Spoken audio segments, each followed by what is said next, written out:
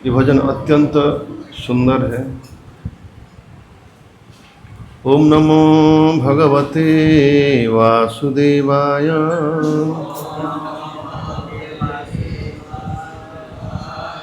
ओम नमो भगवते वासुदेवाय।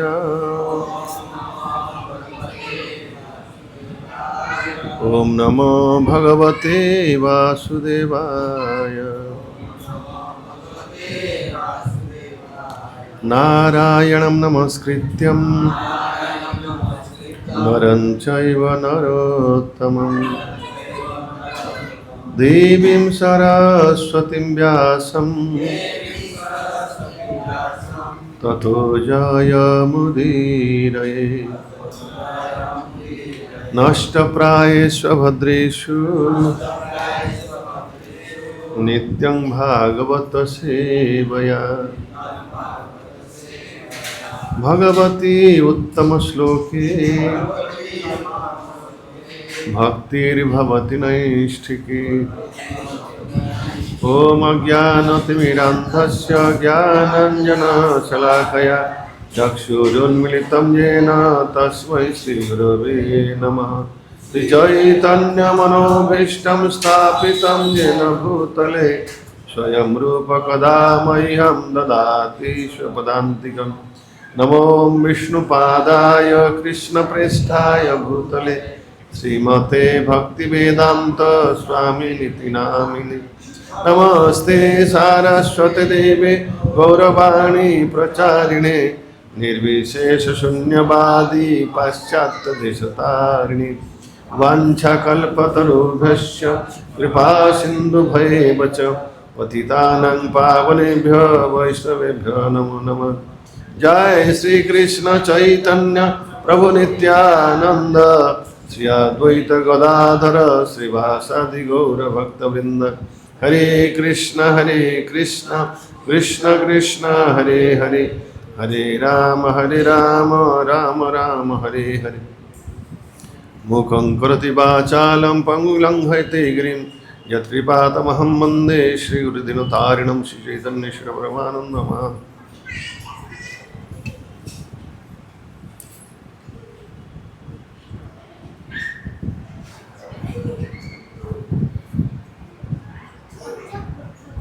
श्रील कृष्णदास कविराज गोस्वामी की, श्रील प्रभुपाद की, गौर प्रेमानंद।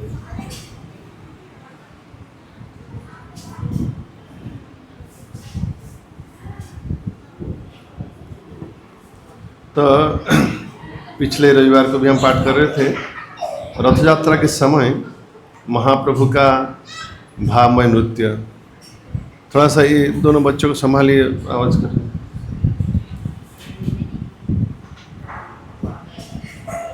इधर बाबा माँ को देखो भी।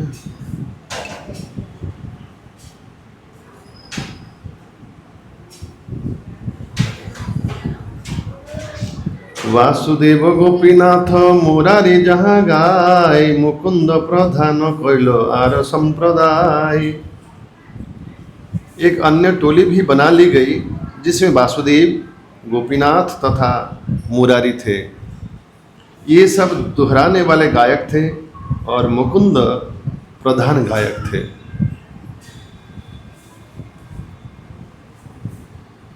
तो रथ यात्रा में भगवान श्री जगन्नाथ देव के सामने जो नृत्य महाप्रभु कर रहे हैं, पहले सभी टोली को बांटा और किसमें कितने गायक रहेंगे, कितने नर्तक रहेंगे, कितने दोहराने वाले रहेंगे, ये सब उन्होंने बांट दिया। श्रीकांत बल्लभ सेन आर दुई जन हरिदास ठाकुर ताहा करे नर्तन। श्रीकांत तथा बल्लभ सेन नामक दो अन्य व्यक्ति दोहराने वाले गवैया के साथ बोल लिए। इस टोली के नर्तक थे ज्येष्ठ हरिदास यानी हरिदास ठाकुर। तीसरी टोली के प्रमुख गवैया मुकुंद थे। इस टोली में वासुदेव, गोपीनाथ, मुरारी, श्रीकांत तथा बल्लभ सेन थे। बड़े हरिदास नर्तक थे।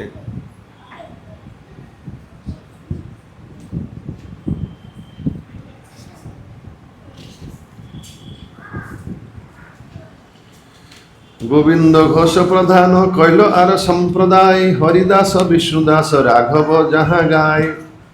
महाप्रभु ने एक अन्य टोली बनाई जिसके अगुआ गोविंद घोष नियुक्त किए गए। इस टोली में छोटा हरिदास, विष्णुदास तथा राघव दोहराने वाले गवैये थे।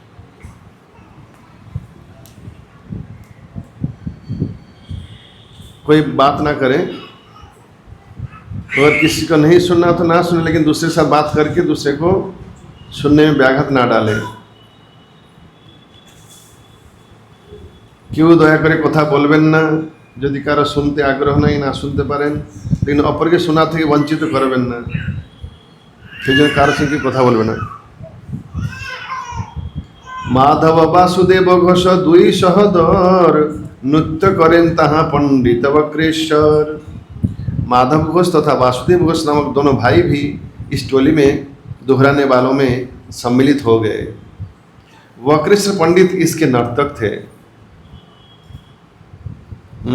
माधव घोष, वासुदेव घोष, ये दोनों भाई भी इस टोली में दोहराने वालों में सम्मिलित हो गए। वासुदेव घोष को है जो भजन के रचयिता है, और माधव घोष। वक्रेश्वर पंडित इसके नर्तक थे। वक्रेश्वर पंडित जो महा नर्तक करने वाले। कोलिनो ग्रामेरे अक कीर्तनिया समाज, ताहा नृत्य करेन रामानंद सत्यराज। कुलीन ग्राम नामक गांव की एक कीर्तनियों की टोली थी, जिसमें रामानंद तथा सत्यराज नर्तक के रूप में नियुक्त किए गए।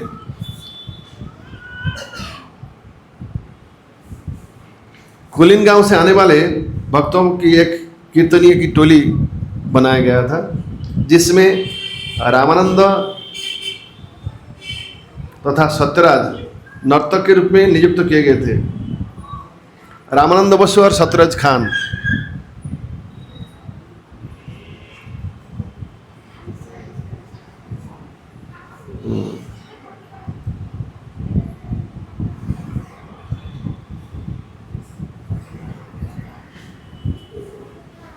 ये सत्यराज खान एक ग्रंथ रचना की, उसके नाम कौन बताएगा?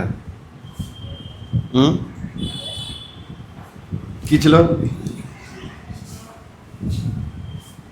श्री कृष्ण।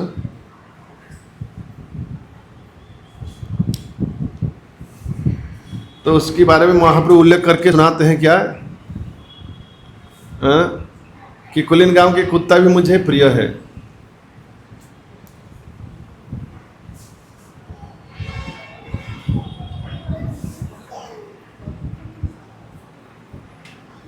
ब्रजेंद्र नंदन कृष्ण मोर प्राणनाथ, यही वाक्य बिकाइनु मुई तार हाथ।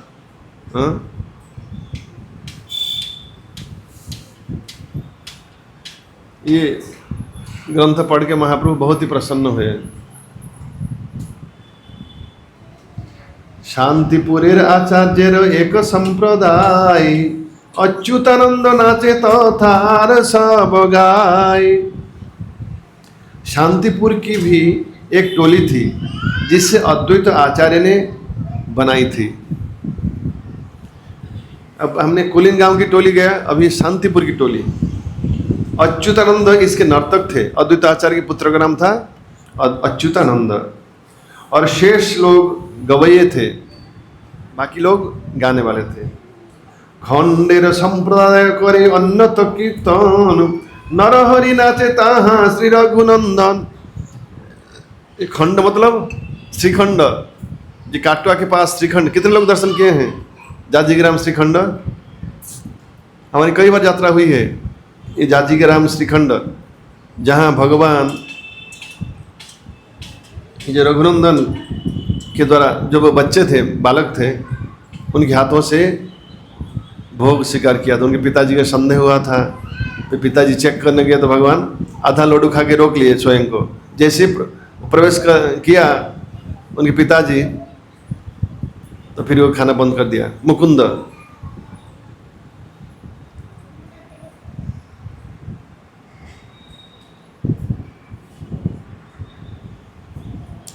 रघुनंदन के पिताजी का नाम है मुकुंद, जो आयुर्वेदिक वैद्य थे।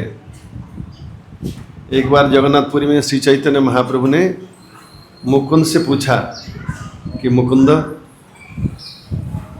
तुम दोनों में बाप कौन है, बेटा कौन है? मुकुंद के पुत्र है रघुनंदन।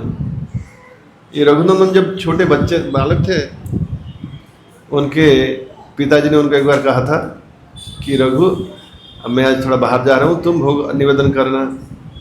श्रीखंड की कथा है। तो रघुनंदन उस समय छोटे बालक थे, बोले ठीक है, पिताजी ने कहा है सेवा पूजा करने के लिए, एक दिन मैं कर लेता हूँ। तो भोग लेके गया और भगवान को दिया, भगवान नहीं खाए।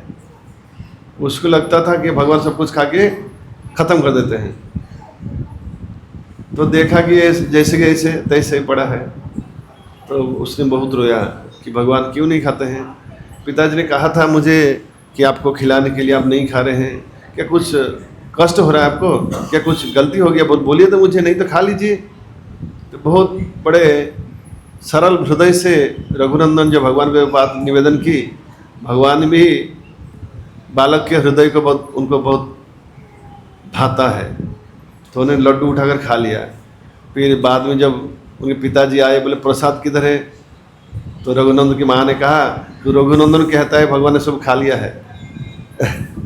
तो उनके पिताजी को शंका हुई, अच्छा ठीक है, खुद खा लिया होगा, छोटा बच्चा है और बोलता है कि भगवान खा लिया है। तो इसकी परीक्षा करने के लिए अगला दिन भी रघुनंदन के पिताजी मुकुंद ने कहा कि आज भी थोड़ा मुझे काम है, कल जैसे तुम भोग लगा देना, पूजा कर लेना। तो रघुनंदन ने कहा ठीक है। तो अगला दिन भी रघुनंदन भोग लगाया और भगवान नहीं खा रहे थे। रघुनंदन बहुत निवेदन किया, बहुत विनती की कि कल तो खा लिया था, आज खाओ। लेकिन आज की बात क्या है, रघुनंदन के पिताजी बाहर चुपके से खड़े थे। वो चेक करने वाले थे रघुनंदन लड्डू खाता है कि भगवान खाते हैं, क्या आज तक मैंने दिया तो खाया नहीं, या जो भी हो, लेकिन लड्डू रहता है। ये लड्डू गायब हो जाता है। तो जो बहुत विनती की रघुनंदन, छोटा बालक की सरल हृदय की प्रार्थना से भगवान प्रसन्न होकर लड्डू खाना शुरू करते हैं। जैसे शुरू करते हैं उसी समय रघुनंदन के पिताजी मुकुंद पर्दा खोल के अंदर आ जाते हैं देखने के लिए। जैसे देखते हैं आधा लड्डू खाया था, ऐसे भगवान रोक लेते हैं स्वयं को। ऐसे कहना है कि अभी भी आधा लड्डू लेकर बैठे हैं गोपाल वहाँ भगवान।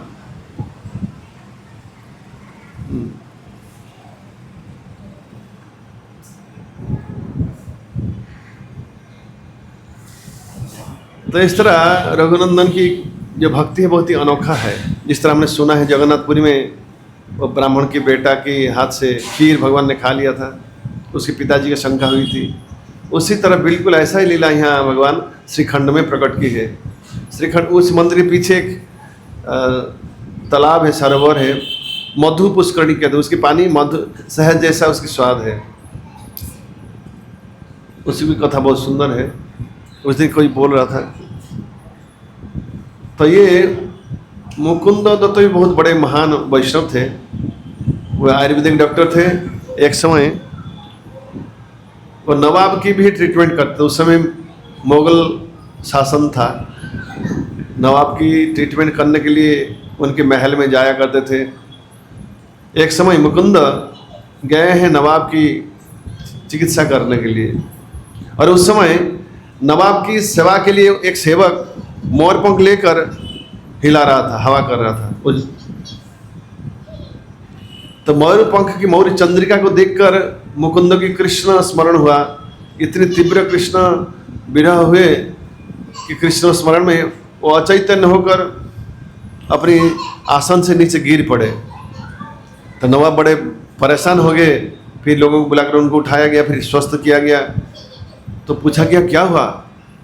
मुकुंद स्वयं को छिपा है, क्योंकि ये मुसलमान है, ये अपनी भावदशा को नहीं समझ। वो कहा मुझे थोड़ा मुर्गी बीमार ही है, थोड़ा मुझे बीमार है, इसके लिए मैं कभी कभी बेहोश हो जाता हूँ। लेकिन नवाब समझ गए थे कि बीमारी नहीं है, ये बड़े महात्मा है। तो नवाब भी इनको बड़े सम्मान और श्रद्धा के साथ लौटाया घर। तो यही मुकुंद के पुत्र है रघुनंदन, जिसके हाथों के लड्डू भगवान खाया था। अभी भी आधा लड्डू भगवान हाथ में लेकर बैठे हुए हैं श्रीखंड के मंदिर में, श्रीखंड। और थोड़ी दूर में जाजीग्राम है, श्रीनिवास आचार्य के श्रीपाठ। श्रीपाठ मतलब उनके वासस्थान।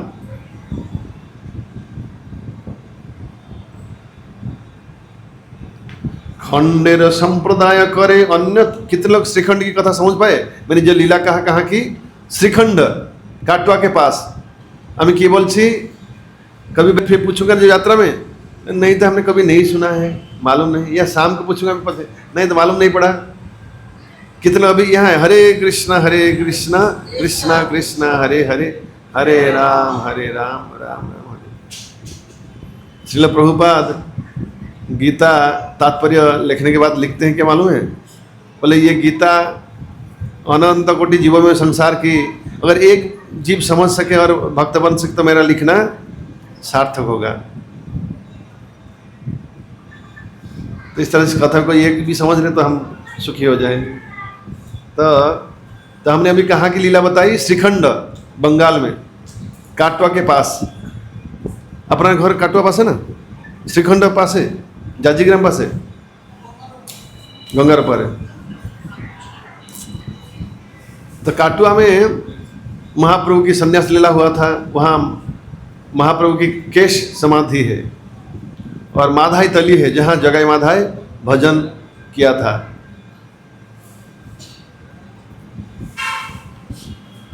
श्रीखंड के लोगों ने एक अन्य टोली बनाई। ये लोग एक भिन्न स्थान पर गा रहे थे। इस दल में नरहरि प्रभु तथा रघुनंदन नाच रहे थे। जगन्नाथेर आगे चारि संप्रदाय गाय, दुई पासे दुई पाछे एक संप्रदाय।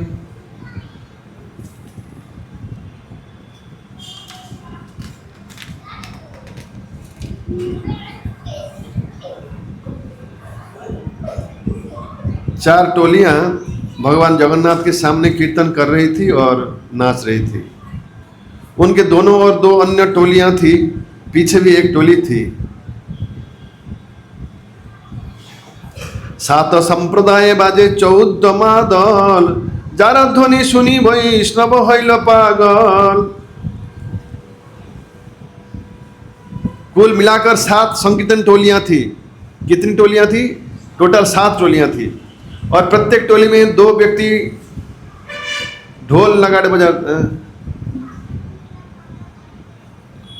14 मादल मतलब मृदंग बजा रहे थे। प्रत्येक टोली में 2 व्यक्ति मृदंग बजा रहे थे। एक प्रकार एक साथ 14 मृदंग बज रहे थे। इनकी ध्वनि इतनी कोलाहलपूर्ण थी कि सारे भक्त पागल हो रहे थे। 14 मृदंग बज रहा था। वैष्णवेर मेघ घटाई होइल बादल, कीर्तनानंदे सब बरसे नेत्र जल। सारे वैष्णव बादलों के समूह की तरह एक साथ आए। जब भक्तों ने अत्यंत भावपूर्वक नाम कीर्तन किया तो उनकी आंखों से आंसू गिरने लगे, मानो आंखों से वर्षा हो रही है। वो त्रिभुवन भरी उठे कीर्तन ध्वनि, अन्य वाद्य आदि ध्वनि किछुई ना सुनी। जब संकीर्तन की प्रतिध्वनि हुई तो उससे 3 लोग भर गए। तब किसी को संकीर्तन के अतिरिक्त किसी बाजे की ध्वनि या अन्य ध्वनि नहीं सुनाई देती थी। 7 ठाई बोले प्रभु हरि हरि बोली, जय जगन्नाथ बोले न हस्त जुग तुली। श्री चैतन्य महाप्रभु हरि हरि उच्चारण करते हुए 7 दलों में विचरण कर रहे थे। चैतन्य महाप्रभु स्वयं हर टोली में जा रहे थे। वे अपने दोनों हाथ उठाकर जोर से बोल रहे थे, जय जगन्नाथ। सब लोग बोले जय जगन्नाथ।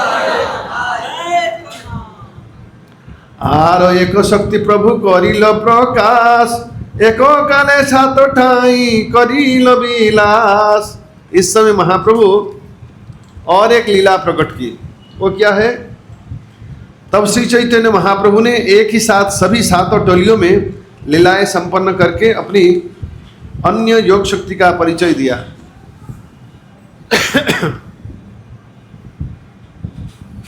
सात टोली में एक साथ सभी टोली में उपस्थित थे। जिस तरह रास नृत्य में कितनी गोपियां थी, 2 गोपियों के बीच में एक कृष्ण उपस्थित थे। कभी कभी हर एक गोपी के पास एक एक कृष्ण। तो यहाँ 7 टोली में सातों टोलियों को लगता था कि महाप्रभु उनके साथ नृत्य कर रहे हैं, उपस्थित है। ये एक ऐश्वर्य है भगवान की। सबे कहे प्रभु आछे न मोर संप्रदाय, अन्य ठाई नहीं जान हमारे दयाए। हर एक ने कहा श्री चैतन्य महाप्रभु मेरी टोली में उपस्थित है, वे अन्यत्र कहीं नहीं जाते हैं, वे सब हम पर कृपा की वृष्टि कर रहे हैं। सबको लगता है कि भगवान चैतन्य महाप्रभु हमारे साथ है और हमारे प्रति बहुत कृपालु है। लेकिन बात है कि सभी जगह पर महाप्रभु उपस्थित थे। केह लखिते नारे प्रभुर अचिंत सगति, अंतरंग भक्त जाने जार शुद्ध भक्ति। वास्तव में कोई भी महाप्रभु की अचिंत्य शक्ति को देख नहीं सकता है। केवल सर्वाधिक अंतरंग भक्त ही जो शुद्ध अनन्य भक्ति में स्थित थे समझ सके। कीर्तन देखिया जगन्नाथ हरषित, संकीर्तन देखे रथ करिया स्थगित। भगवान जगन्नाथ संकीर्तन से अत्यंत प्रसन्न हुए और उन्होंने कीर्तन देखने के लिए ही अपने रथ को खड़ा कर दिया।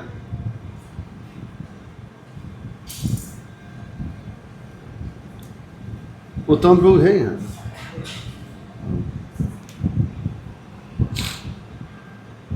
भगवान जगन्नाथ संकीर्तन से अत्यंत प्रसन्न हुए और उन्होंने कीर्तन देखने के लिए ही अपने रथ को खड़ा कर दिया।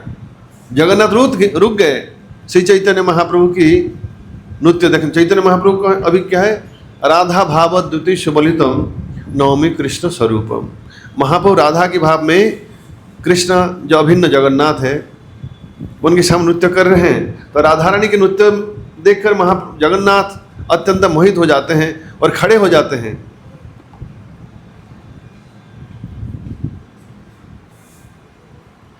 प्रताप रुद्र हईल परम विस्मय, देखिते विवश राजा हईल प्रेममय। राजा प्रताप रुद्रदेव भी संकीर्तन देखकर विस्मित हो गए। वे निष्क्रिय हो गए और कृष्ण के भाव प्रेम में रूपांतरित हो गए। महाराज प्रताप रुद्रदेव चैतन्य महाप्रभु नृत्य देखकर अत्यंत मोहित हो जाते हैं और कृष्ण प्रेम में डूब जाते हैं, राजा होकर भी। तो नृत्य दर्शन से क्या होता है, शुद्ध वैष्णव नृत्य दर्शन से व्यक्ति जो देखेगा वो भी कृष्ण प्रेम में डूब जाएगा, कृष्ण भक्ति में। और नारद मुनि बाजाए बिना राधिका रमण नामे। तो जब नारद मुनि बिना बजाते हैं, गाते हैं, नृत्य करते हैं, कोई लोग उनके साथ नृत्य, वहाँ लिखा है कोई लोग नृत्य तो करते हैं और कई सारे लोग थोड़ा झिझकते हैं नृत्य, लेकिन खड़े होकर देखते भी हैं। हमारे अनुष्ठान शाम को देखिएगा, कई लोग नृत्य करने में थोड़ा झिझकते हैं, तो स्वयं को प्रस्तुत कर नहीं पाते, लेकिन दर्शन करके भी सुखी होते हैं। काशी मिश्र कहे राजा प्रभुर महिमा, काशी मिश्र कहे तोमार भाग्य नहीं सीमा। जब राजा ने काशी मिश्र से महाप्रभु की महिमा के विषय में बतलाया तो काशी मिश्र ने उत्तर दिया, हे राजा आपके भाग्य की सीमा नहीं है। जब राजा ने काशी मिश्र से महाप्रभु की महिमा के विषय में कहा, राजा काशी मिश्र कहते कैसे महाप्रभु जगन्नाथ के सामने नृत्य कर रहे थे। इसे सुनकर काशी मिश्र ने कहा, हे राजा आपके भाग्य की सीमा नहीं है। सार्वभौम संगे राजा करे ठारा ठारी, आर के हो नहीं जाने चैतन्य चुरी। राजा तथा सार्वभौम भट्टाचार्य दोनों ही महाप्रभु की लीला से अवगत थे, किंतु श्री चैतन्य महाप्रभु की युक्तियों को अन्य कोई नहीं देख सकता था।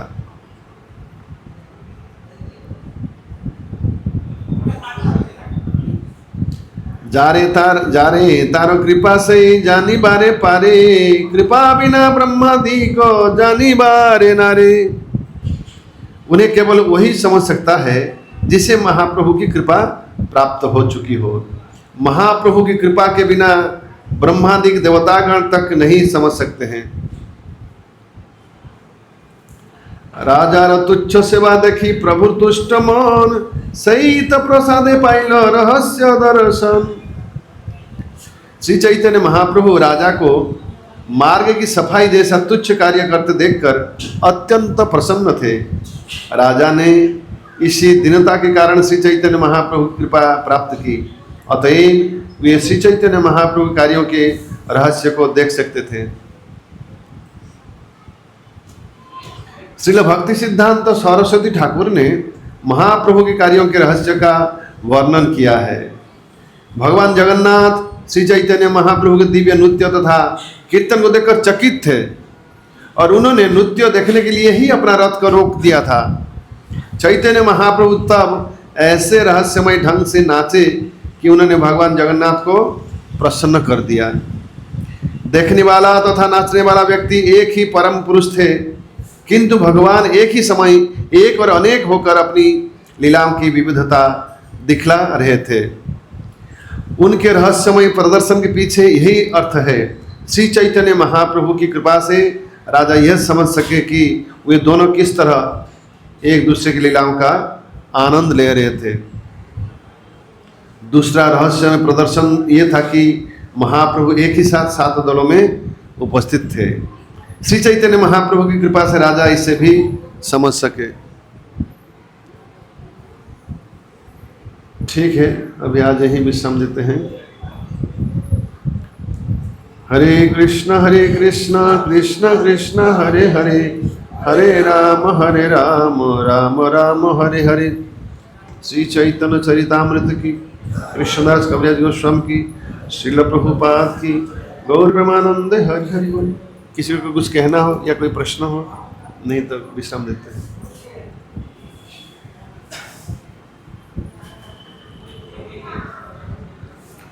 तो अभी मैं पूछता हूँ, आप लोगों ने कोई पूछा नहीं। यहाँ रथ यात्रा में कितने, सब लोग एक साथ मत बोलना, जिसको आता है हाथ उठाना, एक साथ बोल पड़ना मत, एक साथ एक संगे बोल बनना, जो जाने से हाथ तोड़ बनना। तो रथ यात्रा में जगन्नाथ के सामने नृत्य करने के लिए कितना टोली बनाया गया था? महाप्रभु ने कितना टोली बनाई थी? पीछे चश्मा कौन है? कितना? 7 टोली हैं। गुड। अच्छा, हर एक टोली में वादक, मृदंग वादक कितने थे? तुम्हें कहो। 2 थे। और मुख्य गायक कितने थे? कितने? 2। नर्तक कितने थे? हर एक टोली में नृत्य करने के लिए लीडर नर्तक कितने थे? 2।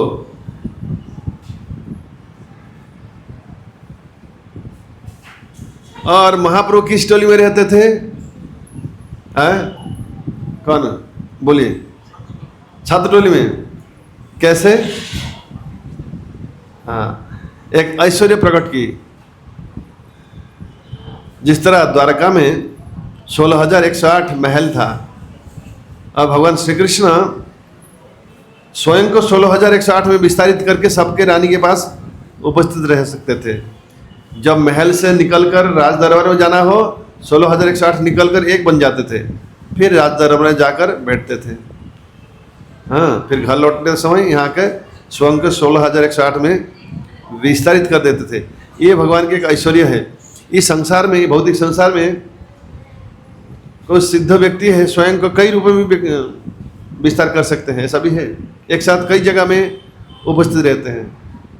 जैसे कोई जल के ऊपर चल सकता है, हवा में उड़ सकता है, पानी के अंदर, अग्नि के अंदर जा सकता है। उसी तरह स्वयं को कई रूपों में प्रकाश कर सकता है।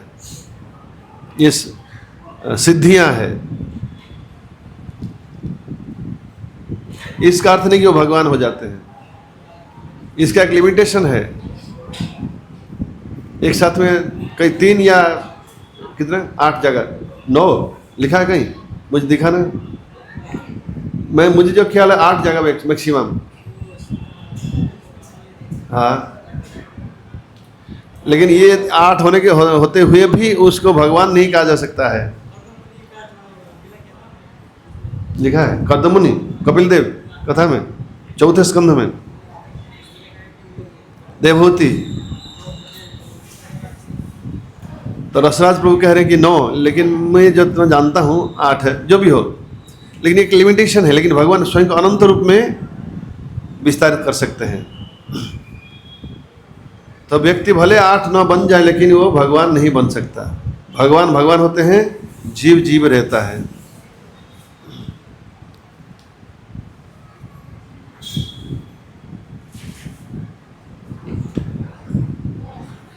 कौन सा गांव से भक्त लोग आए थे, टोलियां हमने सुना? कुलीन गांव से रामानंद बसु, सत्यराज खान उसके लीडर थे। और कहां से हैं? जाजीग्राम, श्रीखंड से, श्रीखंड खंडवासी मुकुंद। तो मुकुंद को पूछा महाप्रभु तुम्हें बाप कौन है, बेटा कौन है? तो मुकुंद ने क्या जवाब दिया था कि रघुनंदन मेरा बाप है, मैं उसका बेटा हूं। बड़ी इंटरेस्टिंग बात लिखा है कि बेटा को बाप कहते हैं, वो मेरा बाप है, मैं उसका बेटा हूं ना। क्यों ऐसा, क्यों ना? जिनका कृष्ण की अधिक कृपा है, जिसके पर वही बड़ा है। उम्र नहीं होता है। आत्मा की उम्र क्या, कुछ नहीं। आत्मा तो चिरंतन है, शरीर की उम्र होता है। तो वास्तव में मुकुंद के ऊपर भगवान, रघुनंदन के ऊपर भगवान की बहुत कृपा है। उसकी लड्डू को भगवान खा लिया है। लेकिन मुकुंद भी बहुत उच्च कोटि के वैष्णव थे।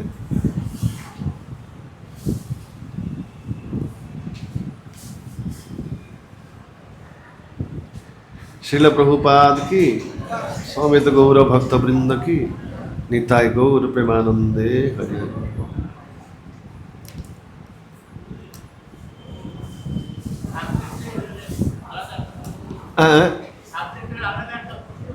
हाँ, चित्त, चित्त माने हृदय।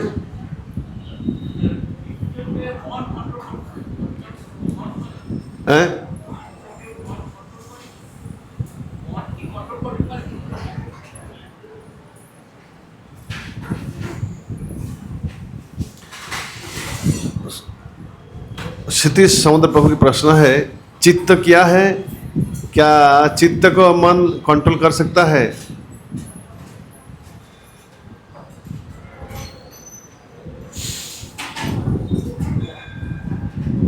शरीर 24 तत्व से बना है। 5 कर्मेंद्रिय, 5 ज्ञानेंद्रिय और 5 तन्मात्रा। कितना हुए? 15। हाँ, 5 कर्मेंद्रिय क्या क्या है? कर्मेंद्रिय क्या है? हाथ, पैर, बाक, पानी, पाद, बोलने की व्यवस्था, मुंह और पेशाब करने की व्यवस्था, मल त्याग की व्यवस्था, ये कर्मेंद्रिय कहा जाता है। 5 कर्मेंद्रिय समझ में आया? हाथ है, पैर है, पेशाब व्यवस्था, मल त्याग व्यवस्था और बोलने की व्यवस्था, कुल मिलाकर 5 कर्मेंद्रिय हुए। और 5 ज्ञानेंद्रिय है। आँख है, कान है, नाक है, जीभ है और चमड़ा है। ये 5 ज्ञानेंद्रिय है। और 5 तन्मात्रा क्या है? यानी 5 जो काम करते हैं। रूप, ये आँख जो है रूप को दर्शन करता है, रूप रस, जीभ रस का आस्वादन करता है। नाक गंध को आघ्राण करता है, रूप रस गंध शब्द, कान शब्द को सुनता है। और चमड़ा जो है स्पर्श करता है। तो ये इसको तन्मात्रा कहते हैं। तो ये 5 तन्मात्रा भी तत्व है। इस तरह कुल मिलाकर 15 हुए। और 5 पंच महाभूत है, माटी, जल, वायु, अग्नि और आकाश। तो कितना हुए? 20 हो गए ना। मन, बुद्धि, अहंकार कितने हुए? 23 हुए। और एक है अप्रकाशित भौतिक प्रकृति, जिसे महत्तत्व कहते हैं, ये 24 हुए। 24 तत्व से पूरा सृष्टि का निर्माण हुआ है। तभी चित्त चित्त का दूसरा शब्द है, समझे तो हृदय है एक प्रकार से। मन और चित्त दो वस्तु थोड़ा अलग है। तो उनका प्रश्न है कि चित्त को मन कंट्रोल करता है।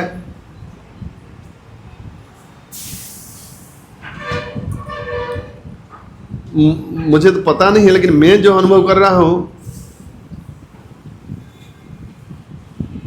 दोनों थोड़ा अलग अलग वस्तु है। वो हमेशा कंट्रोल कर नहीं पाता है। कभी मन तो कहता है लेकिन हृदय नहीं बोलता है। मुझे ऐसा लगता है, लेकिन मुझे चेक करना होगा, देखना होगा। कि गीता देखना पड़ेगा, मुझे चेक करके बताना पड़ेगा। हम अगर देखते हुए भालो करें तो बोलते हैं। उनका ये प्रश्न है, चित्त को मन कंट्रोल कर सकता है कि नहीं। मन सभी इंद्रियों के राजा है। जो 5 कर्मेंद्रिय और 5 ज्ञानेंद्रिय है,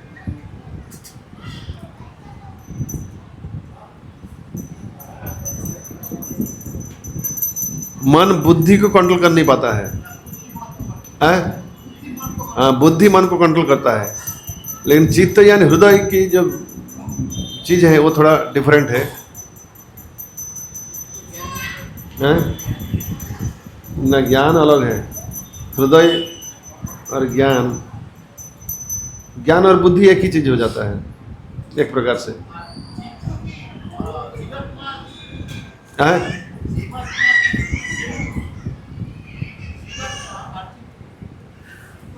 ना ना ना, चित्त तो हृदय है, जीवात्मा तो आत्मा है।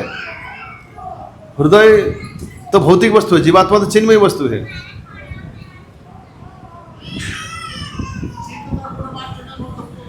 चेतो दर्प माध्यम, चेतना मतलब हृदय की शुद्धिकरण, हृदय की शुद्धिकरण, विचार, हृदय विचारधारा, ये बहुत ही सटल चीजें हैं।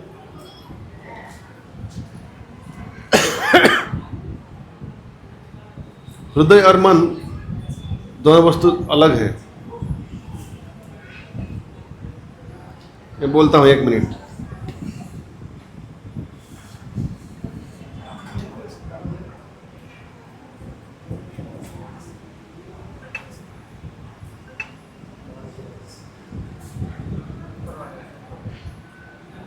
हृदय, yes, the mind influences the heart. हाँ, माइंड चित्त के प्रभाव डाल सकता है चित्त के ऊपर, but it doesn't completely control it.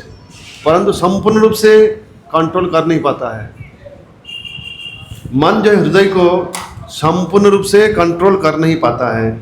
Your brain regulates heart function through the autonomic nervous system, adjusting your heart rate based on emotional and environmental shifts. However, the heart operates with a surprising amount of independence and even sends more data back to the brain that it receives. बड़ा आश्चर्य की कथा। मन तो हृदय को control करने की कोशिश करता है, लेकिन परंतु बहुत बार क्या होता है, उल्टा हृदय भेजता है मन को, ना ना ऐसा मत करो। यहाँ लिखा है, मन साधारणतः कंट्रोल कर लेता है हृदय को, लेकिन कई बार क्या होता है, लेकिन हमेशा कर नहीं पाता है और पूरा कर नहीं पाता है। उल्टा ही कई बार होता है कि हृदय मन को बोलता है ऐसा मत करो, और इसके ऊपर मन को जीत भी लेता है।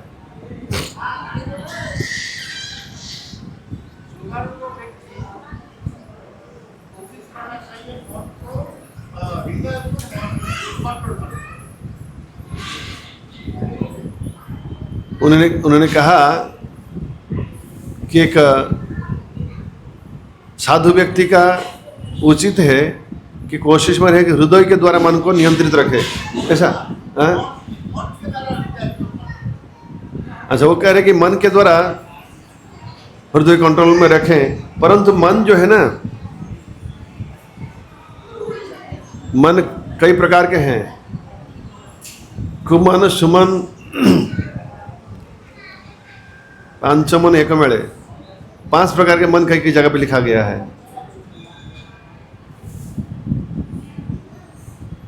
चंचल ही मन कृष्ण प्रमाथि बलभद्रढ़ तस्याहम निग्रह मन्ये बायरिव सुदुष्करम।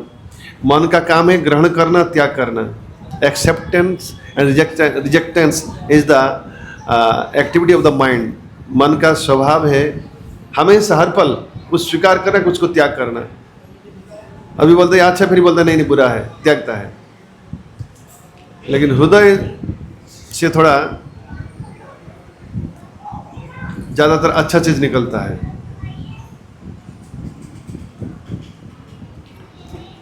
मन को जो है बुद्धि के अंदर रहना, बुद्धि का कंट्रोल रहना चाहिए। जिसका मन बुद्धि के द्वारा नियंत्रित है वो ठीक रास्ते में चलता है।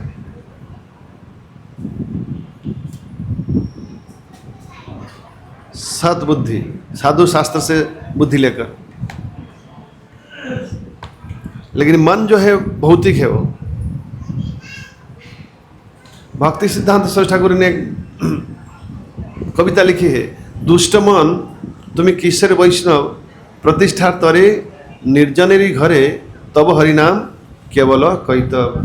हमार दुष्ट मन, तुम कैसा वैष्णव हो? तुम सोचते हो मैं एकांत में चुपचाप खिड़की दरवाजा बंद करके एकांत घर में जप करूंगा, लोग बोलेंगे बहुत बड़े साधक है। ये तुम्हारी बदमाशी है।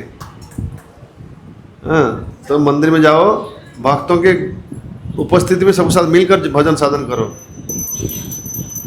नहीं तुम प्रतिष्ठा चाहते हो कि मैं बड़ा साधु हो गया हूँ, अकेला जप करूंगा, थोड़ी देर के बाद नींद आएगी, सो जाओगे। हरे कृष्ण। श्रील प्रभुपाद की गौर प्रमानंदे हरि हरि। अभी प्रसाद होगा, समय हो गया है।